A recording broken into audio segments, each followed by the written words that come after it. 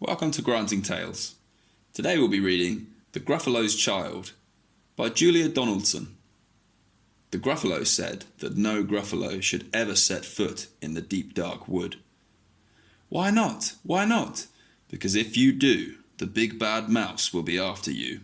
I met him once, said the Gruffalo. I met him a long, long time ago. What does he look like? Tell us, Dad. Is he terribly big and terribly bad? I can't quite remember, the Gruffalo said. Then he thought for a minute and scratched his head. The big bad mouse is terribly strong, and his scaly tail is terribly long. His eyes are like pools of terrible fire, and his terrible whiskers are tougher than wire. One snowy night, when the Gruffalo snored, the Gruffalo's child was feeling bored. The Gruffalo's child was feeling brave, so she tiptoed out of the Gruffalo cave. The snow fell fast, and the wind blew wild. Into the wood went the Gruffalo's child. Aha! Oh-ho! A trail in the snow! Whose is this trail, and where does it go? A tail poked out of a log pile house. Could this be the tail of the big bad mouse? Out slid the creature. His eyes were small, and he didn't have whiskers. No, none at all. You're not the mouse? Not I, said the snake. He's down by the lake, eating Gruffalo cake. The snow fell fast, and the wind blew wild. I'm not scared, said the Gruffalo's child. Aha! Oh-ho! Marks in the snow. Whose are these claw marks? Where did they go?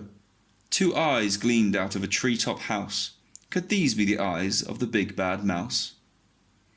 Down flew the creature. His tail was short, and he didn't have whiskers of any sort. You're not the mouse. Twoo! Not I. But he's somewhere nearby, eating Gruffalo pie. The snow fell fast, and the wind blew wild. I'm not scared, said the Gruffalo's child.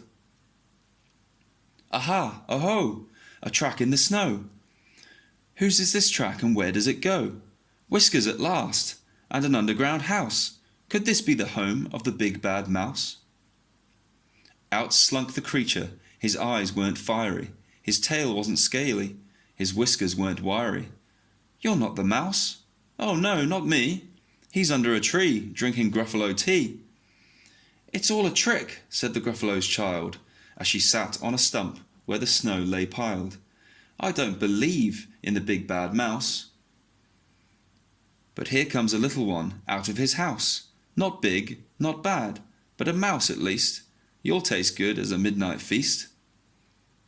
Wait, said the mouse. Before you eat, there's a friend of mine that you ought to meet. If you'll let me hop onto a hazel twig, I'll beckon my friend so bad and big. The Gruffalo's child unclenched her fist. The big bad mouse, so he does exist. The mouse hopped into the hazel tree. He beckoned, then said, just wait and see. Out came the moon. It was bright and round. A terrible shadow fell onto the ground.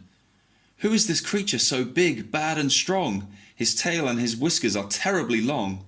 His ears are enormous, and over his shoulder he carries a nut as big as a boulder.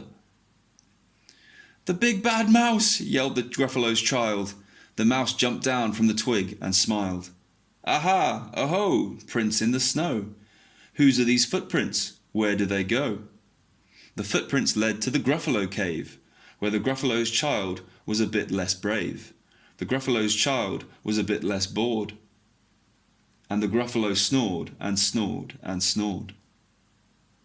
Thanks for listening.